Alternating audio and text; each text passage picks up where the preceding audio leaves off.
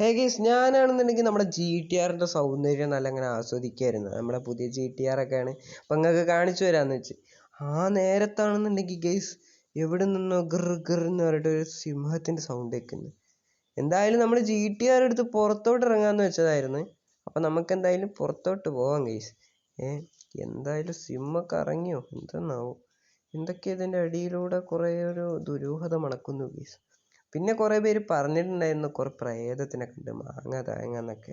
അപ്പം നമുക്കിപ്പോൾ അതൊന്നും മൈൻഡ് ആക്കണ്ട. നമ്മുടെ GTR ഇറങ്ങിയാൽ തന്നെ സിംഹത്തിൻ്റെ സൗണ്ടല്ലേ, പിന്നെ ഇപ്പം എങ്ങനെ ഇരിക്കുന്നു. എന്തായാലും കേസ് നമുക്കൊന്ന് നോക്കി നോക്കാം. നമുക്ക് ഇവിടെ വെച്ച് ഡ്രിഫ്റ്റ് അടിക്കാം കേസ്. അതെന്താ അങ്ങോട്ട് പോയ പോലെ തോന്നി കേസ്. നിങ്ങൾ കണ്ടോ?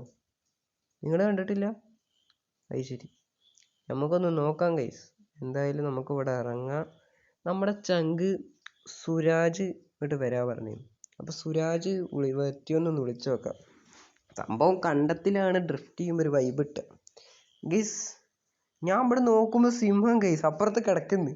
ഞാൻ പെട്ടെന്ന് വണ്ടിയിലോട്ട് കയറി ഗൈസ്. സുരാജിനെ വിളിക്കാൻ പോയ ഞാനിപ്പോൾ ചാവുകയെന്ന് വിചാരിച്ചു. ഞാൻ പെട്ടെന്ന് ഈ സാധനം ഇങ്ങനെ ഇവിടെ എത്തി ഞാൻ കണ്ടിട്ട് പോലുമില്ല ഗൈസ്. ഇത് ഗൈസ് ഇതെന്താ വെള്ളം അടിച്ച് കിടക്കുന്ന. എൻ്റെ പൊന്നു ഗൈസ്, ഇതിന് ജീവല്ല ഗൈസ്.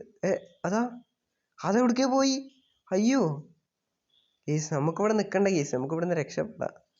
വല്ല പ്രേതബാധ ശരിക്കും ഉണ്ടോടെ. എന്തായാലും നമുക്ക് നൈസിലങ്ങ് പോവാം ഗൈസ്.